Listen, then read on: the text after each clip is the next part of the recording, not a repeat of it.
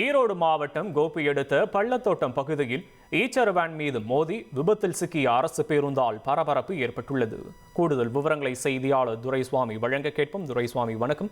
விபத்தில் யாராச்சும் காயமடைஞ்சிருக்காங்களா? விபத்து எப்படி நடந்துச்சுன்னு விவரிங்க.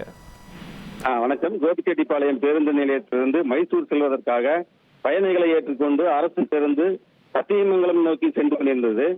இந்த பேருந்தை சித்தோடு பகுதியை சேர்ந்த குமார் என்பவர் ஓட்டி சென்றார். பேருந்து சுமார் 50க்கும் மேற்பட்ட பயணிகள் பயணம் மேற்கொண்டனர்.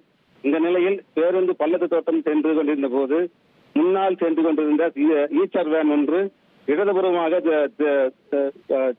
இடதுபுறம் உள்ள ஒர்க்ஷாப்பிற்கு செல்வதற்காக ஈச்சர் வாகனம் ஓட்டுநர் நாகதேவம்பாளையத்தை பகுதியை சேர்ந்த நடராஜ் என்பவர் திருப்பியுள்ளார்.